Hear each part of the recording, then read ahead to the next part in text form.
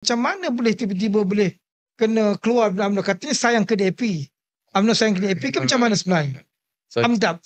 Secara ringkas, Eh, saya telah dipecat sebab saya tak bersetuju dengan keputusan UMNO untuk berterusan bersama DAP lah, YB. Okey. Sebab dulu masa lepas PRU 15, UMNO kalah banyak.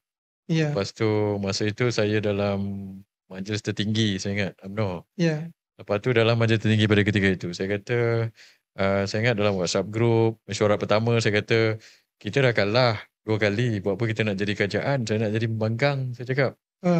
Dan ramai dalam majlis tinggi sokong saya pada ketika itu, nak jadi pembangkang. Tapi lepas itu, kita pergi, sebenarnya kita pergi mula-mula memang ramai nak jadi pembangkang, tapi tidak ada kerajaan yang boleh dibentuk. Ya, betul. Ketika itu.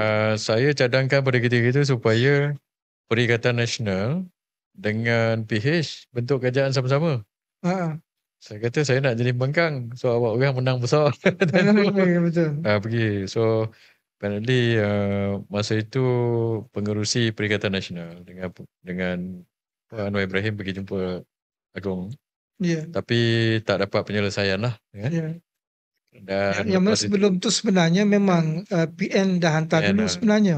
Dan masa tu mengikut kepada jadual yang telah ditetapkan. Tapi berlaku di belakang tabir tu lah. Betul.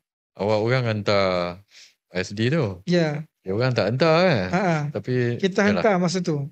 Lepas termasuklah yang termasuklah apa ni Presiden UMNO dan sebagainya kan.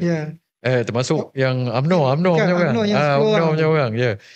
Lepas itu tak jadi bentukan kerajaan itu. Tu tak ada kerajaan boleh dibentuk. Kemudian titah Seri Paduka Baginda Pertuan Agong masa itu supaya membentuk juga kerajaan.